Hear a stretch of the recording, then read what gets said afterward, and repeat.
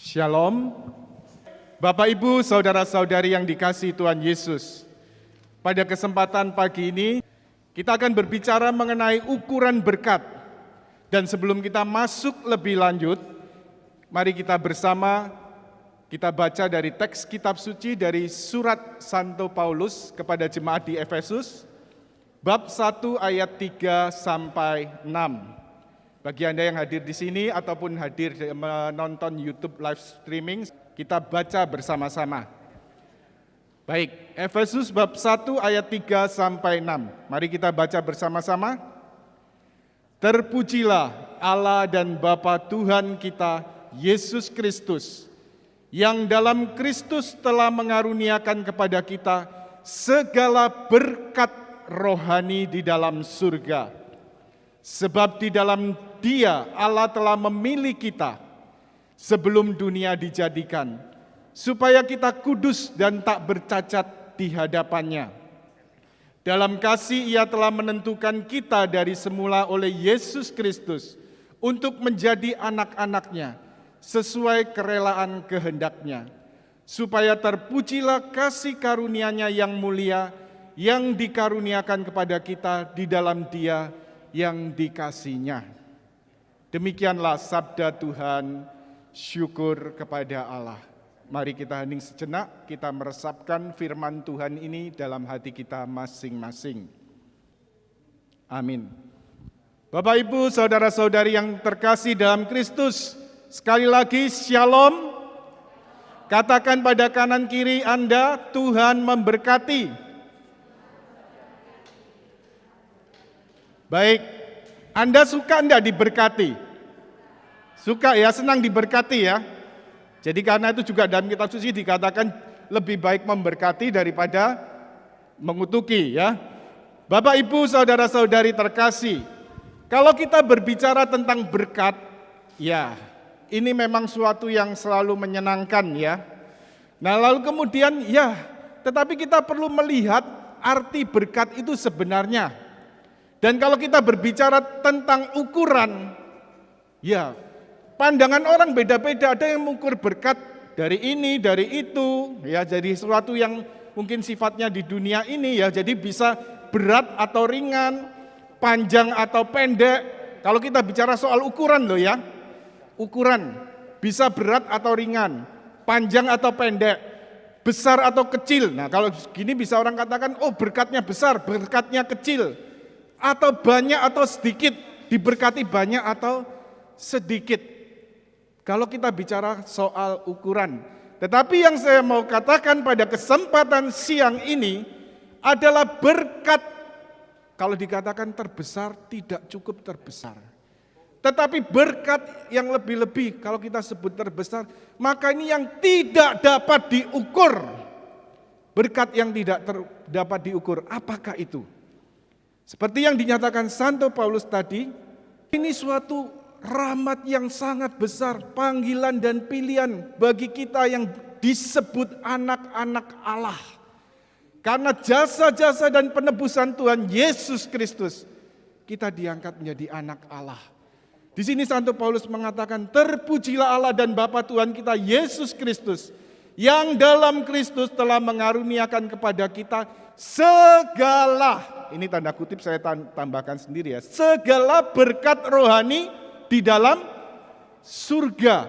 Sebab di dalam Dia Allah telah memilih kita sebelum dunia dijadikan, supaya kita kudus dan tak bercacat di hadapannya. Ini panggilan kita.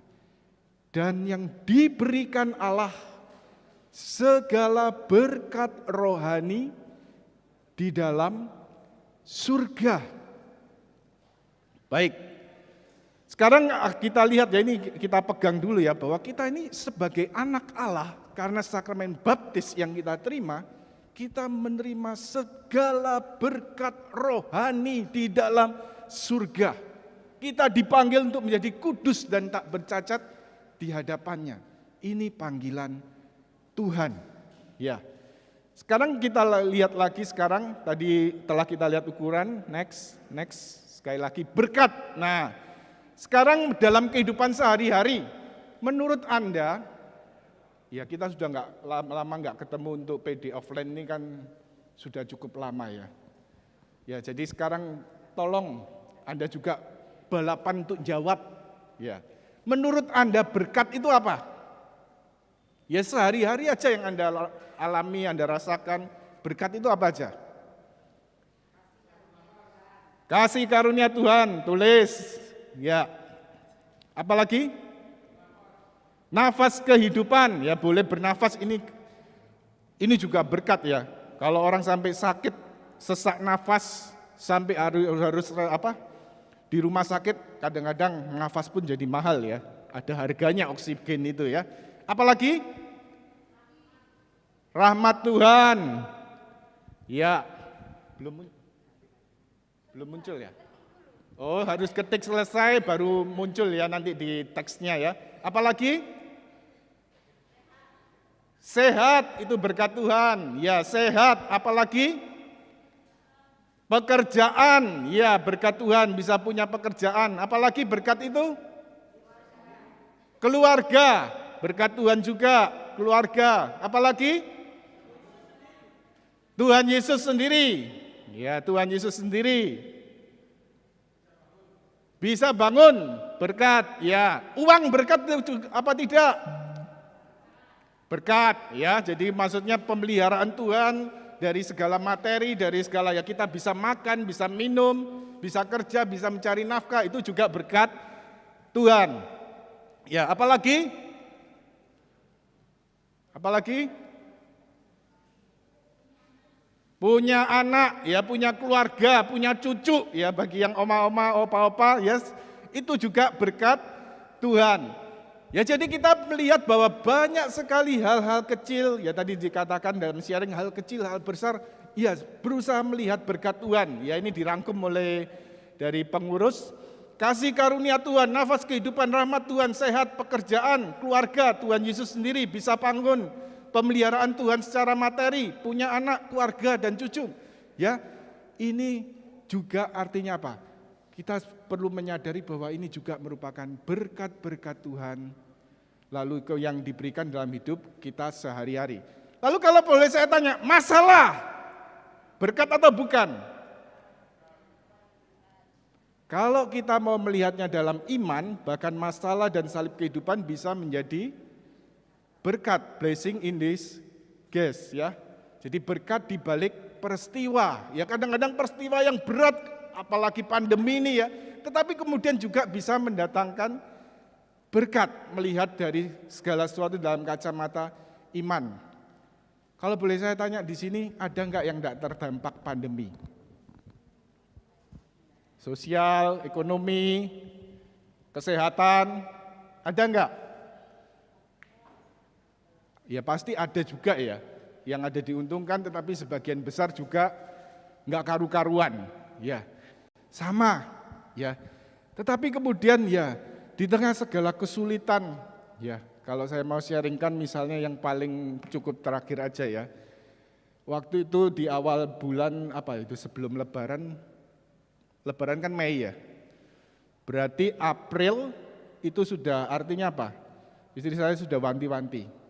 Sebulan ini kita harus bisa nyiapkan untuk gaji dan THR pegawai. Ya, saya punya 3 untuk toko, 2 untuk catering, lalu 1 lagi susternya mama. Lalu kemudian istri saya sudah ngitung-ngitung, tapi saya nggak mau dengar hitungannya. Pokoknya dicicil aja lah, dicicil. Ya, jadi pokoknya ada berapa, bisa nyicil, tak cicil loh ke pegawai gitu. Nah, tetapi kemudian sambil jalan, aduh kok tiba-tiba ya banyak hujan, ya hujannya kan sampai sekarang masih hujan ya. Kalau namanya toko, hujan itu pasti cenderung sepi, ya yang punya toko pasti tahu ya. Lalu kemudian artinya apa? Pas sepi-sepi itu sudah adorasi live streaming, ya. Jadi kan di YouTube itu ada adorasi live streaming. Ya saya suka biasanya yang di Melbourne itu ya ada di paroki di Melbourne itu. Sudah live streaming di situ, sudah Tuhan. Ya pujian, penyembahan, yang doa pokoknya serahkan semua pada Tuhan. Nah lalu kemudian baru setelah selesai, di tengah toko sepi, tahu-tahu ada dari orang Kominfo Sidoarjo, ya, tiba-tiba kemudian masang di TikTok, di Instagram toko kami yang sangat kuno itu ya, dari 1933 itu ya. Jadi toko dari zaman leluhur begitu kan. Lah dari toko yang sepi apalagi kena serbuan online, serbuan toko retail macam-macam kan ya, wis toko sing morat-marit zaman dulu, kalau Anda toko model zaman dulu itu ya cenderung sepi ya. Dan terdampak karena saya merasa selama pandemi ini semua tukang sepatu yang biasa beli benang eceran misalnya, itu gak ada anak masuk sekolah, sepatu gak ada yang rusak, jadi dia gak nyait. Hal seperti itu, jadi sangat bergantung semuanya ya, dari kalangan menengah ke bawah begitu. Nah, tapi kemudian ternyata ada yang masukin TikTok, Instagram. Waduh, sampai orang dari Gresik situ ada sepeda motoran datang. Lihat-lihat kayak, ya pokoknya jadi wisata begitu ya. Ya tapi puji Tuhan, akhirnya ya mau enggak mau sedikit-sedikit mendongkrak. Nah, hitung-hitungan sampai terakhir, puji Tuhan, jangkep sampai mereka pulang. Tapi kita enggak bisa liburan loh ya. Mepet, jadi kita harus tetap buka toko lebaran. Ya sudah dijalani saja, buka toko selama lebaran, setelah itu mungkin ya karena ada mertua datang ya ajak ke taman safari, jadi buka toko, ngelencer, buka toko, ngelencer. Tapi puji Tuhan setelah waktu awal saya dikatakan jumlahnya segini-gini, saya nggak mau dengar, itu kayaknya makin dipikirkan, makin lihat gunung itu rasanya berat ya. Tapi setelah terakhir sampai selesai dicicil, jangkep itu, puji Tuhan. Puji Tuhan, Tuhan selenggarakan. Ya. Tapi jadi artinya apa ya? Bahkan di tengah pandemi ini juga Tuhan selenggarakan. Ya. Ini kalau soal berkat duniawi. Tetapi saya semakin sadar artinya apa? Ya, terus terang secara manusiawi di kalangan Katolik ya. Saya kurang, kadang-kadang bahkan saya sempat ada teman komsel waktu itu mengajar tentang pelipat gandaan berkat. Wah. Terus terang saya beri masukan, kok kayaknya dalam Katolik gak seberapa ngomong-ngomong soal begini ya. Tapi kena batunya, di PD ini malah diberi tema, apa? Ukuran berkat. Nah, jadinya akhirnya saya melihat, oh gimana sih berkat itu? Saya mengalami sendiri penyelenggaraan itu secara jasmani. Tetapi kemudian kita harus bisa melihat lebih dalam lagi, apa yang dinyatakan Tuhan tentang berkat. Jadi arti kata berkat menurut kitab suci ya, dari bahasa Ibrani, jadi perjanjian lama dalam kanon Ibrani, yaitu berkat ini dari kata barak, yaitu dalam Kejadian bab 1 ayat 22. Nanti Anda baca sendiri. Artinya apa? Kebahagiaan dan kesejahteraan. Jadi berkat ini artinya kebahagiaan dan kesejahteraan. Lalu dari kata eser, jadi berkat itu dari kata eser, dalam kitab Ayub bab 5 ayat 17. Kalau kita tahu Ayub ini bagaimana? Hidupnya juga sangat apa? Diberkati Tuhan. Tapi kemudian apa? Ketika malaikat-malaikat, anak-anak Allah datang, lalu kemudian ada di antaranya juga ada iblis. Kayaknya Ayub ini kan tenang-tenang sih. Berkat Tuhan melimpah secara materi, ya punya ternak banyak, punya anak banyak, ya. Tapi kemudian apa? Seolah-olah Tuhan malah mancing. Loh, lihat itu hambaku yang saleh Ayub. Lalu mulai, ya dia saleh karena ada dalam tanganmu, kau berkati melimpah, jasmani rohani. Coba serahkan pada saya. Tuhan katakan apa? Silakan, ya. Tapi artinya apa? Tuhan membiarkan si jahat mencobai. Dan apa artinya? Ayub ancur-ancuran. Kehilangan anak, kehilangan materi, semuanya ya dalam waktu singkat serentak. Kebakaran, anaknya meninggal dan sebagainya. Kehilangan segala-galanya. Tapi satu pertanyaan, apa Ayub ini tetap saleh? Tetap berusaha mencari Tuhan. Di tengah salib, di tengah masalah hidupnya, dia tetap setia, tetap bertekun.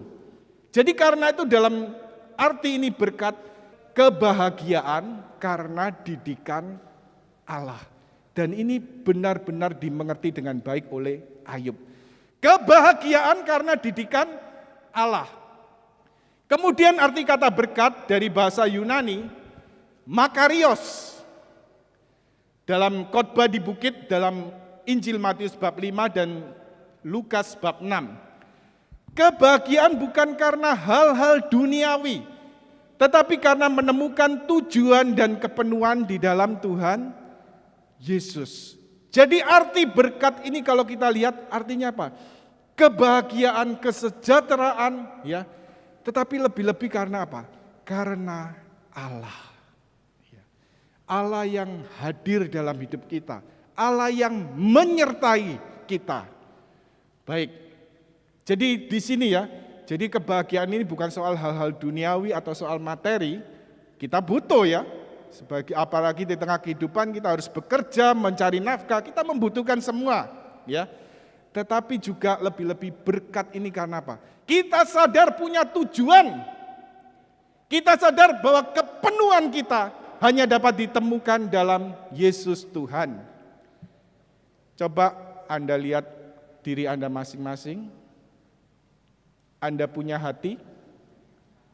Ya. Punya hati? Ya, hati secara rohani ya. Jadi pusat jiwa, dikatakan sebagai pusat jiwa. Ya, di situ roh kita bertahta ya. Apa yang bisa mengisi hati Anda? Jika semua uang dimasukkan di dunia ini, segala investasi ya, semua dimasukkan, apakah hati Anda bisa penuh? Ternyata enggak ya, hatinya tetap kosong.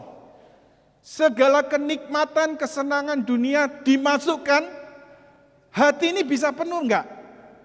Enggak bisa. Semuanya dimasukkan seluruh isi dunia, apakah hati ini bisa penuh? Tidak bisa penuh. Karena apa? Anda, dan saya, kita semua. Yang bisa mengisi hati kita hanyalah Allah. Santo Agustinus mengalami sendiri secara pribadi ya, seorang bapak gereja, seorang pujaga gereja ya. Beliau ini hidupnya enggak karu-karuan ya. Bahkan ya digambarkan dalam riwayat hidupnya sampai punya gundik, jadi istri enggak resmi ya, bahkan katanya juga punya anak dari hubungan tidak resmi itu. Tetapi satu ketika mengalami satu pertobatan yang dalam, yang kemudian di-sharingkan bahwa ini juga karena doa dari ibunya, Santa Monica ya.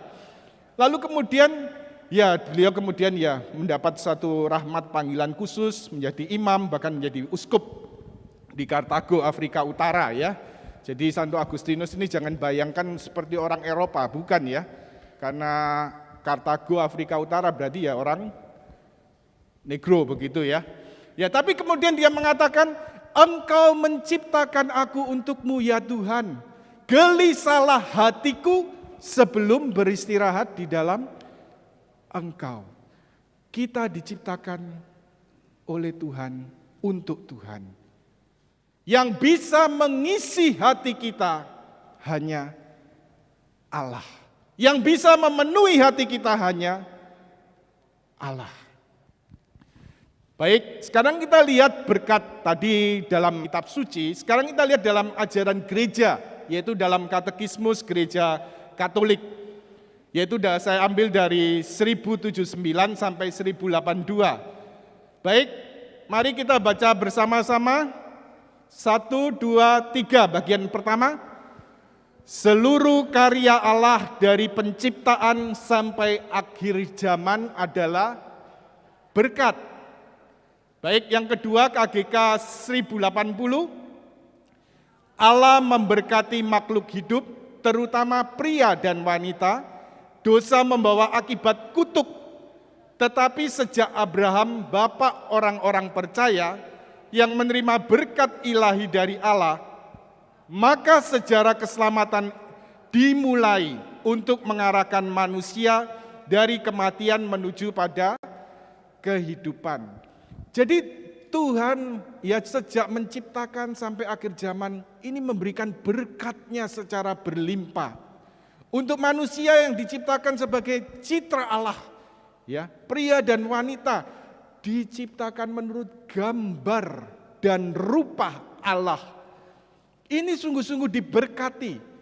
Tetapi ketika manusia jatuh ke dalam dosa, memilih dosa, membawa kutuk dan kematian. Tetapi Allah tidak membiarkan manusia ini berjalan pada jalannya sendiri ya. Dia adalah kasih. Jadi dia terus menawarkan keselamatan, mulai dengan pilihan pada Bapak Abraham, Bapak segala orang percaya. Allah mau memberikan keselamatan, menawarkan keselamatan. Ya, kutuk dan kematian diganti kehidupan dan keselamatan. Ya. Kemudian berkat-berkat ilahi juga tampak dalam sejarah keselamatan. Jadi ini kita biasanya juga kita renungkan saat malam Paskah. Malam Paskah ada berapa bacaan? Bisa jadi 7 ya. Ya oke. Jadi dalam hal ini sejarah keselamatan ya.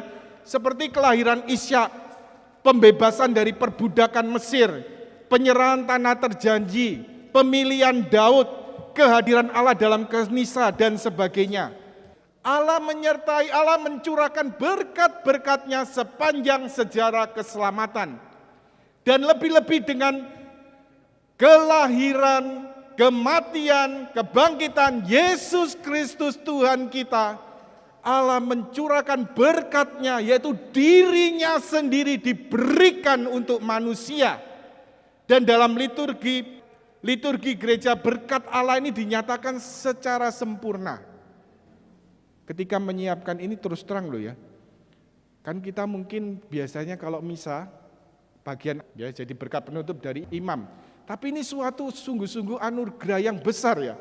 Kata ketika imam memberkati, kalau saya lihat sumber juga dari Wikipedia tentang berkat itu apa?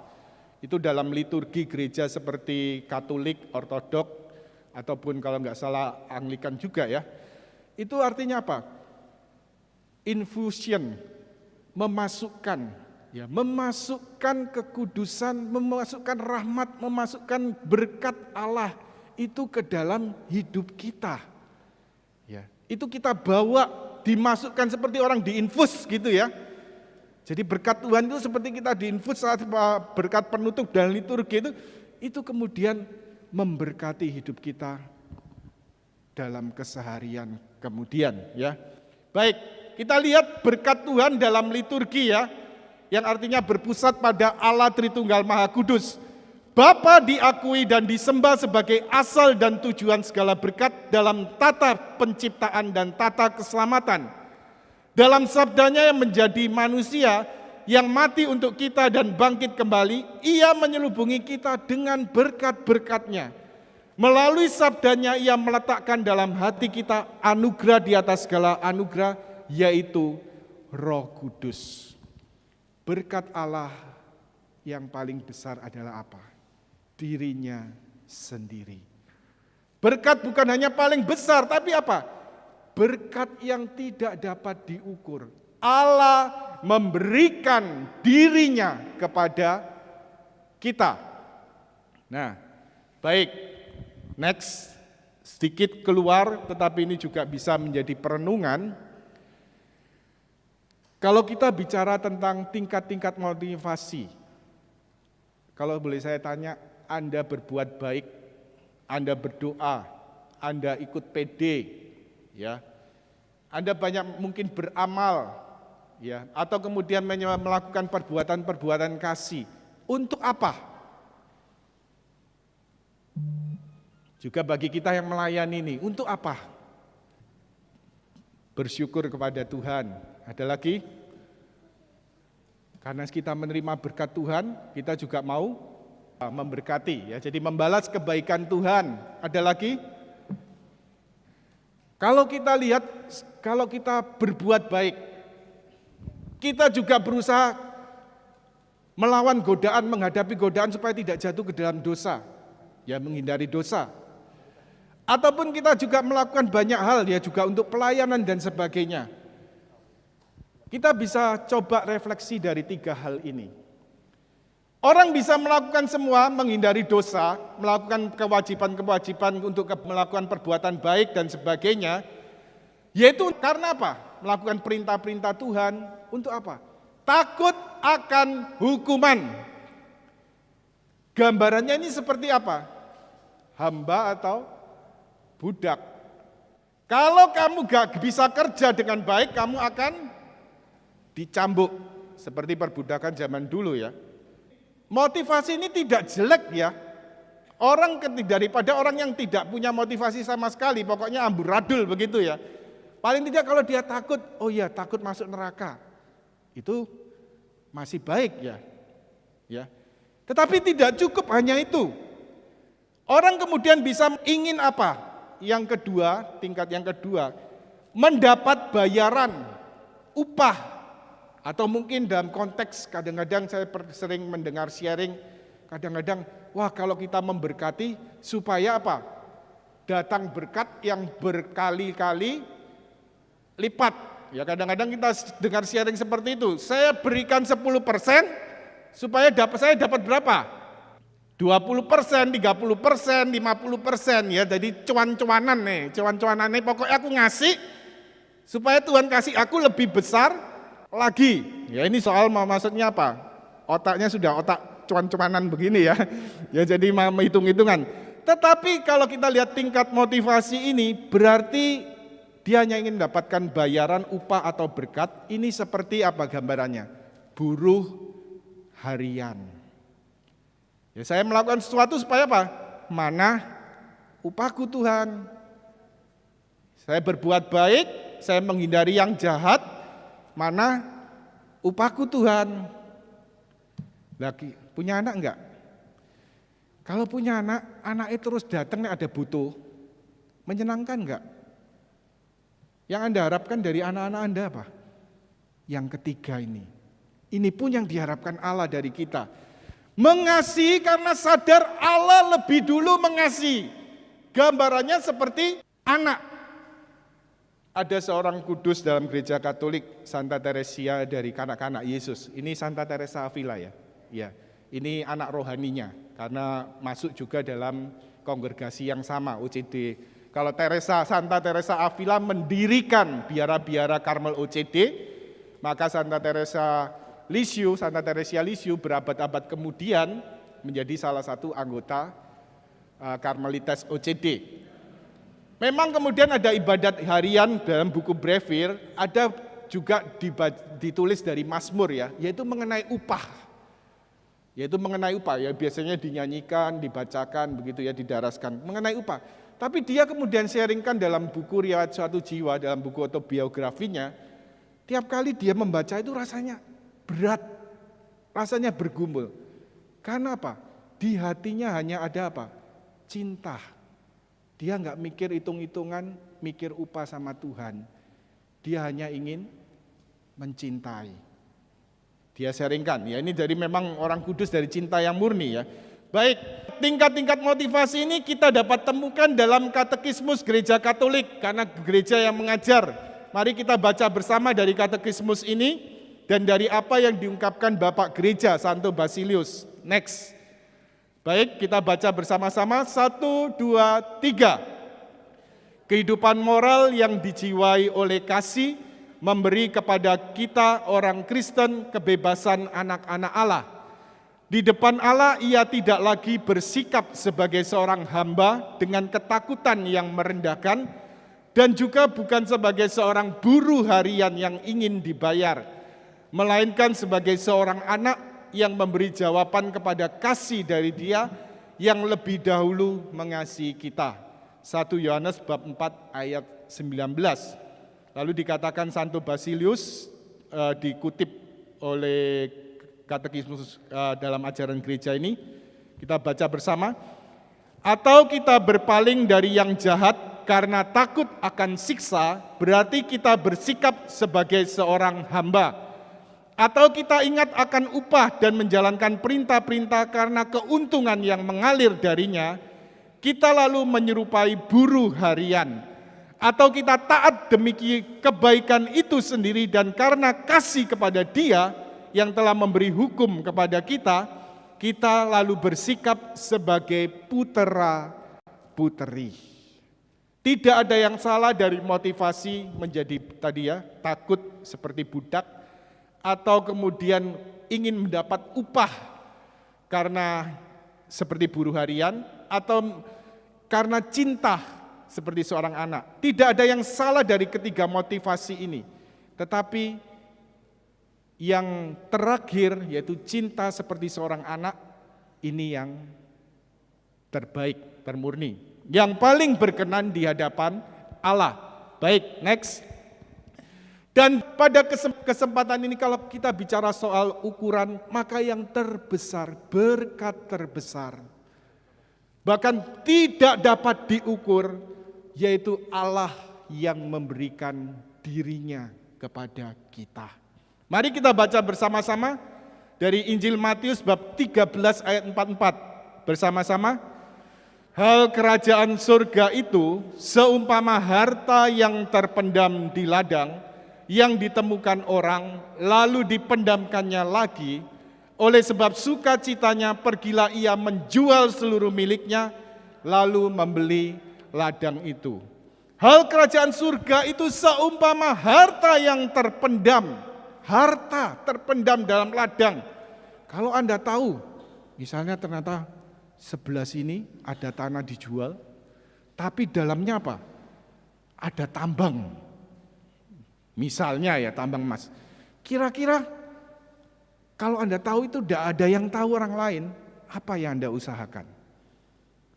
Berusaha beli tanah itu. Semua dijual karena apa? Ini nilainya lebih besar. Semua yang ada dijual untuk beli tanah yang ada tambang ini. Ya. Karena tahu nilainya lebih besar, mau menjual segalanya. Oleh sebab sukacita pergilah ia menjual seluruh miliknya, lalu membeli ladang itu. Harta itu apa? Ladang itu apa? Mari kita lihat dari tafsiran Santo Yohanes Salib.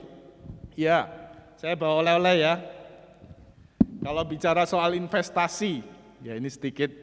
Kalau bicara soal investasi, saya mau contoh orang-orang kalau menawarkan investasi itu ya. Dengan investasi 75.000, Anda bisa mendapatkan kerajaan surga. Ya, jadi dalam hal ini artinya apa? Ini mada rohani, ya memang sejak pandemi sewaktu itu saya kemudian mulai merasa digerakkan, ya berjalan sampai sekarang untuk membuat channel YouTube pengajaran, tapi misinya yaitu lebih tentang mengajar berdoa, yaitu YouTube channel Jalan Doa. Ya kalau Anda mau belajar tentang doa, Anda bisa lihat di situ, search di YouTube Jalan Doa. Tetapi kemudian menyertai itu nggak tahu caranya sampai saya lupa juga gimana ceritanya. Akhirnya saya juga wah, kok tahu bahwa Tumpang ini kan tutup, nggak ada retret-retret. Lalu suster yang bagian buku, ini saya cukup kenal karena dulu sama-sama di Komsel waktu zaman kuliah ya. Lalu kemudian ya sudah ngomong-ngomong, ya sudah suster aku tak ikut bantu jualan buku. Akhirnya dari Tokopedia kami, ya namanya mengikuti nama bukan Santo Santa ya. Tapi karena semua dijual, barang yang di toko itu dijual, jadi Rejo Wancu sesuai nama toko kami, ya kemudian juga ada buku rohani Katolik. Ya, kesempatan ini saya bawakan 10, ya jadi kalau Anda mau beli di situ ya di belakang sana ya. Mada rohani ini merupakan satu karya Santo Yohanes Salib, jadi berisi sebenarnya apa? Komentar atas puisi-puisi yang dia alami dalam persatuan yang mesra dengan Allah. Jadi dalam kondisi ekstase, dia menulis puisi-puisi, lalu kemudian puisi-puisi itu diberikan komentar atas permintaan. Kalau mada rohani, ini karena permintaan suster-suster dari Santa Teresa Avila, ya suster-suster OCD yang meminta. Jadi juga artinya apa, Santo Yohanes Salib juga sebagai pembimbing rohani mereka. Jadi satu hal mungkin sebagai latar belakang kalau Anda belum mengenal Santo Yohanes Salib, jadi bersama Santa Teresa Avila dan Santo Yohanes Salib, ini rupanya dipakai Tuhan secara khusus untuk satu pembaharuan rohani dalam gereja pada waktu itu. Reformasi Protestan, ya kalau Anda tahu perpecahan gereja yang terbesar yaitu ada skisma dengan Protestan oleh Martin Luther itu ya. Lalu kemudian artinya apa? Menghadapi reformasi itu, gereja kemudian ya flashback ke dalam. Kalau secara frontal yang menghadapi secara langsung keluar, Tuhan membangkitkan seorang Santo Ignatius Loyola, pendiri Yesuit, SJ, Serikat Yesus ya. Lalu kalau secara ke dalam untuk pembaruan rohani, Tuhan membangkitkan seorang Santa Teresa Avila yang kemudian juga dibantu Santo Yohanes dari salib. Ya, jadi dia artinya seorang yang dibawa sampai persatuan dengan Allah, sampai istilahnya puncak gunung. Nah, dari situ dia kemudian memberikan bimbingan rohani dan dituangkan dalam karya-karyanya termasuk Mada Rohani ini. Baik, kita lihat tafsiran Santo Yohanes Salib mengenai teks ini dalam Mada Rohani stansa atau bait yang pertama, artikel ke-9. Baik, kita baca bersama-sama ya. Ini saya tulis apa adanya dari buku ini ya, dari artikel 9. Latar belakangnya sebelumnya dia berbicara pada bagian pertama ya, pada bagian awal ini, yaitu tentang kehadiran Allah dalam lubuk jiwa kita. Seperti Tuhan Yesus katakan, dia kutip dalam kitab suci, kerajaan Allah ada di dalam kamu. Atau seperti dikatakan Santo Paulus, kamu adalah bait Allah. Jadi karena sakramen baptis, Allah tinggal di dalam diri kita. Tetapi kenapa kita tidak sadar? Dia berusaha menjawab di sini. Mari kita baca bersama-sama Mada Rohani stansa atau bait yang pertama, artikel ke-9. Sekalipun begitu engkau masih bertanya, jika ia yang dicintai oleh jiwaku bersemayam di dalamku, mengapa aku tidak dapat menemukan atau mengalami dia? Jawabnya adalah, karena ia tinggal tersembunyi, sementara engkau tidak menyembunyikan dirimu untuk dapat menemukan dan mengalaminya. Siapa saja yang ingin menemukan harta yang tersembunyi, harus masuk ke tempat persembunyian itu secara rahasia. Dan bila ia telah menemukannya, dia akan tetap tinggal tersembunyi sebagaimana harta itu tersembunyi.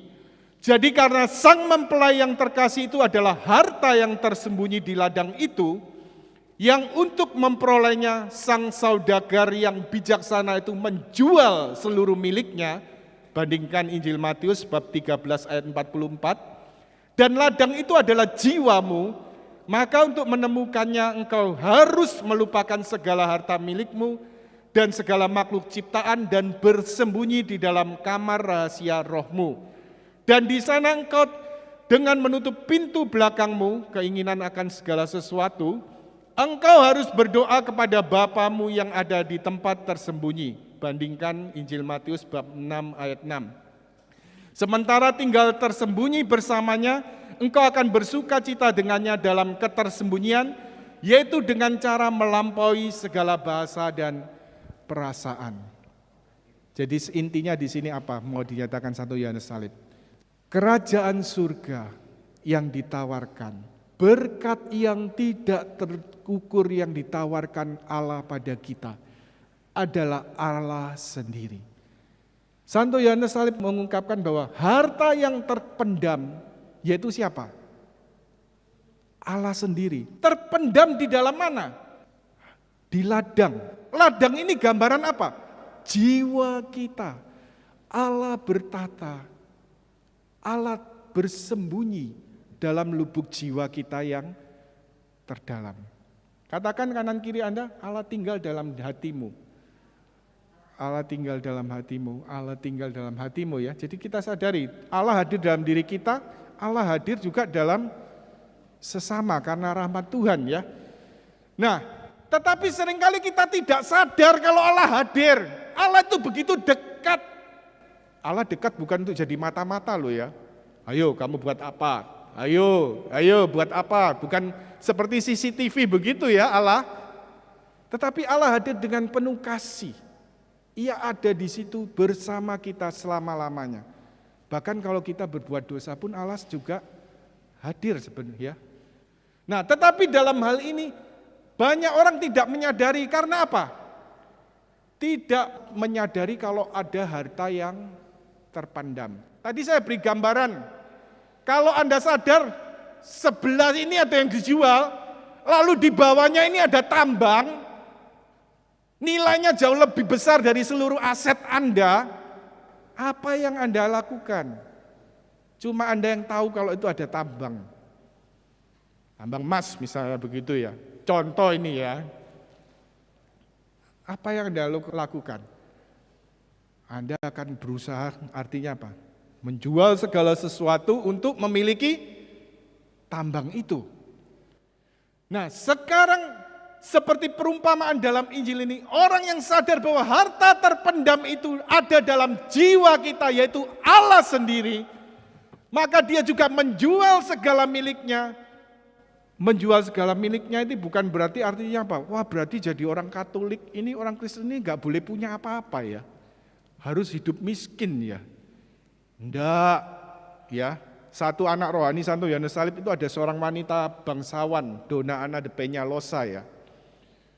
Satu anak rohaninya ya. Dan mungkin masih ada anak-anak rohani tapi yang sering diceritakan itu ya. Tetapi artinya apa? Pada wanita bangsawan ini dia juga menekankan artinya apa? Nada, todo, kelepasan, kosong dalam segalanya. Tapi dia nggak nyuruh wanita bangsawan ini jadi gembel ya. Lepaskan make upmu, enggak disuruh seperti itu ya.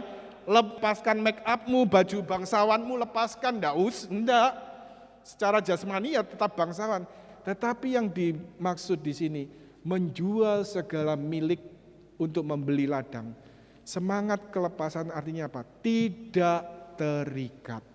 Untuk mendapatkan berkat yang tidak terukur, yaitu Allah yang hadir dalam lubuk jiwa kita, yang mungkin sekarang kita hanya mengerti dengan otak ya, tetapi kita akan mengerti dengan jelas kalau kita mengalami secara pribadi kehadiran Allah itu. Segala zaman-zaman Tuhan, sentuhan-sentuhan yang kita alami saat pencurahan roh, itu sangat berharga. Tapi ibaratnya apa? Itu baru, saya selalu gambarkan itu apa? Yang kita alami saat pencurahan roh, penghiburan-penghiburan, kesenangan rohani, atau saat pujian penyembahan kita merasa syadu, tenang, damai, itu ibaratnya baru di apa? Tul, baru ditoel, baru ditutul. Tapi Allah mengundang untuk lebih dalam lagi, masuk dalam hubungan pribadi dengannya. Menjual segala milik tadi, maksudnya apa? Bukan berarti tidak memiliki apa-apa, tapi artinya apa? Tidak terikat. Tidak terikat. Anda tahu bedanya? Kalau orang terikat, kalau burung betapapun bagusnya diikat dengan rantai, ada burung Anda pernah lihat di rantai dari emas, burung itu bebas enggak? Enggak ya? Rantainya begitu halus dari sutra, burung itu bebas enggak? Enggak, sama. Kalau kita terikat pada hal-hal duniawi ini, kita juga enggak akan bebas. Menjual segala milik ini artinya semangat kelapasan, semangat tidak terikat. Kita hanya mau terikat pada siapa? Mau terikat pada siapa? Allah saja. Bahkan hal-hal rohani pun ya, misalnya hiburan, kadang-kadang doa. Misalnya doa ternyata, waduh doa ini lagi in, waduh banyak hiburan rohani. Itu menyenangkan, memberi kekuatan. Tapi pas doanya kering, tetap doa enggak kalau kering? Tetap doa enggak? Ya, ciamik ya, bagus ya, berarti sudah memahami ya. Jadi entah kering entah enggak, kalau memang ada realitas dosa, bertobat. Tapi kalau mulai menjalani pujian penyembahan doa, kering enggak kering ya tetap berdoa. Dapat hiburan enggak dapat hiburan, dapat pengalaman rohani enggak dapat pengalaman rohani ya tetap berdoa. Karena Allah menyediakan jauh yang lebih besar, yaitu dirinya sendiri. Sebagai harta terpendam, dia mau memberikan dirinya untuk kita. Baik, sedikit tambahan, jadi Mada Rohani ini merupakan buku yang berisi pengajaran tentang perjalanan hidup rohani. Dari permulaan, yaitu awal pada stansa pertama, kita diberikan pengajaran tentang bahwa realitas Allah yang hadir dalam jiwa kita, ya, dalam pusat jiwa kita atau dalam hati kita. Lalu sampai terus berjalan kalau orang terus masuk dalam hidup doa, hubungan pribadi dengan Allah, dan juga yang kalau kita terima di SHDBTR ya, lingkaran itu ya, roda kehidupan kita Kristiani sehari-hari itu terus berjalan sampai pada puncaknya. Jadi suatu pengajaran tentang hidup rohani dari awal sampai pada puncaknya. Baik, Terima kasih, Tuhan memberkati.